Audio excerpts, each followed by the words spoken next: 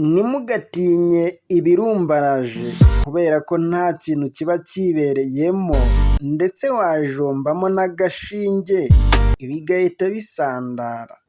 Ikindi nanone ntimugatinye umuntu nawe ubwe witinya, nawe ubwe atazi icyo ari cyo.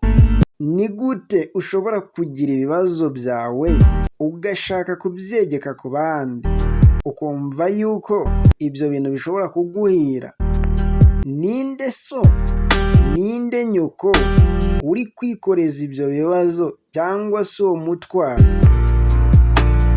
Ati ndakurega kuri papa kubera ko ibyo ndi kukwikoreza wanze kubyikorera kandi nkurenze mu bushobozi bwanjye. Ndatanga ibyo mfite byose kugira ngo nkwereke ko ugomba kunyubaha. Ndatanga iby'agaciro byanjye ndetse n'abaturage banjye mbihereze papa wanjye, ubundi anzanire ingabo nkwereke uko tubigenza. Nzakora ibishoboka byose abo bana bawe uba uri gushyigikira ntabwo nkeneye kuganira nabo. Uko nguko niko Perezida wa Kongo Antoine Felix Tshisekedi Tshilombo akomeza kugenda agarukaho. Ati nzaha Amerika amabuye y'agaciro ndetse mbahereze n'ibirombe bimwe na bimwe byafashwe na M23 cyangwa se bimwe na bimwe biri aho M23 igenzura, kugira ngo noneho mbashe kuba nabateranya noneho na Amerika neza ndetse ndebe icyo mwakora. Gusa icyo bakora ntabwo bakizi. Ati uko byagenda kose gutanga ikintu utayoboye cyangwa se utazi uburyo wakibonamo ni nko kwikina, kubera yuko iyo wikinnye wikina wabuze ibyo ukina.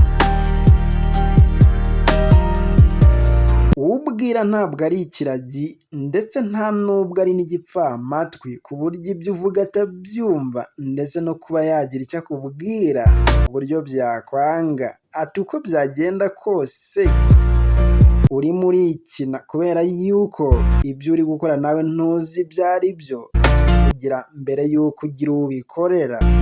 Ibyo byose ugomba kubanza ukabyigaho ndetse ukanabitekerezaho. Twakoze byinshi kugira ngo twereke yuko ukwiye kutwegera ndetse tukaba twanakorana neza, ariko ibyo byose wanze kubyumva.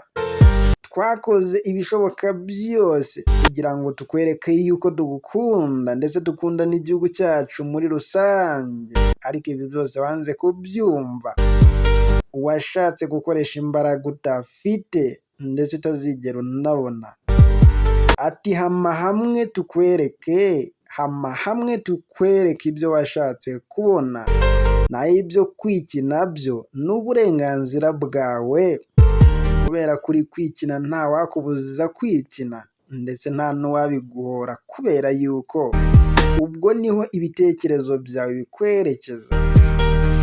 Ayo ni amagambo M23 mukuru wawe yavuze. Ati ibyo wakora byose gutanga ikintu utagenzura bimeze nko kwikina, ndetse ikindi kirenzeho ni amaburakindi, ubwo uba wabuze icyo wakora.